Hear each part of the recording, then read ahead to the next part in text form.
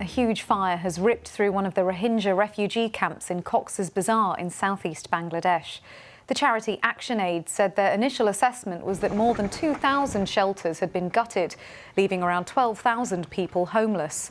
Hundreds of thousands of Rohingya refugees who escaped violence in neighbouring Myanmar have been living in crammed camps near the border in Bangladesh. Earlier, I spoke to the country director of ActionAid Bangladesh about what happened. It's a very densely populated camp. We host more than 1 million people in the Rohingya refugee camps. And so far, over 12,000 people have been affected. A lot of people have been temporarily evacuated. They came to the centers, like ActionAid has some community centers in Camp 11, and they are taking refuge there. And the water points, as already mentioned by a colleague, and the health, two of the health centers, primary health centers, were affected. Tomorrow morning we will have a clearer picture. But it's dry season. This is also another reason why it's dry season, and the wind was blowing, so it quickly spread. I mean, in such a short time, in just 2 hours, it had damaged a huge area. And right now, ActionAid is working with the volunteers. We're providing dry food and water, but the repercussions are going to be long term, and we will all have to work very closely. 5 departments of the fire service work very hard to put the fire down, and we are all together in this situation. And as you say, there are longer-term repercussions and consequences here. What is needed in order to be able to help recover from this? And are the resources needed all there?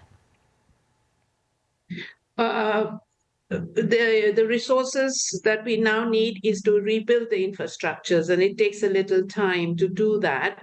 And as you know, the funding has been depleting. In fact, the World Food Program had to cut down $2 from their existing package, which has also had repercussions on the Rohingya refugees, particularly women and girls.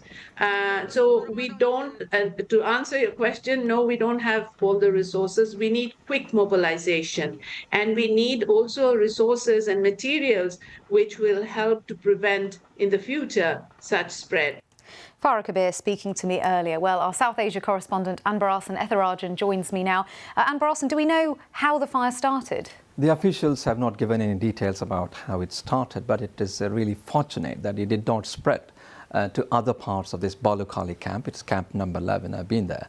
And it's a very sprawling camp where tens of thousands of people live in cramped conditions. And these huts are made up of bamboo, and sometimes by polythene sheets they cover, or even tin roof. So, and they're packed.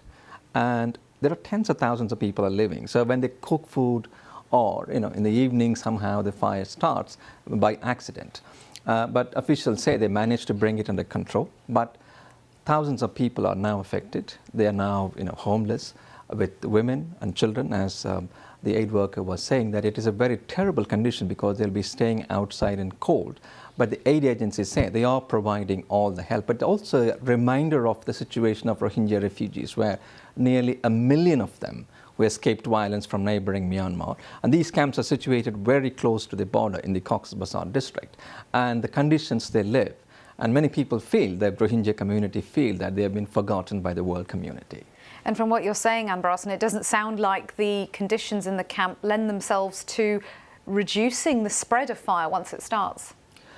Not only about, they're so close to each other, and there have been a number of incidents in the past few years. Some of them are allegedly arson attacks. There are infighting happening between various groups of Rohingya community, and people are getting killed because of these fire accidents. And the government wants to relocate some of these people to an island, Bhasan Char Island, so that they can reduce the density and give more space for the people, for the Rohingya. But many of them do not want to leave the relatives because this is on the mainland.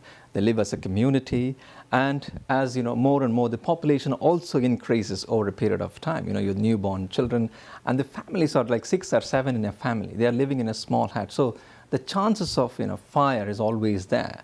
But again, luckily this time they managed to prevent, unlike the previous incidents.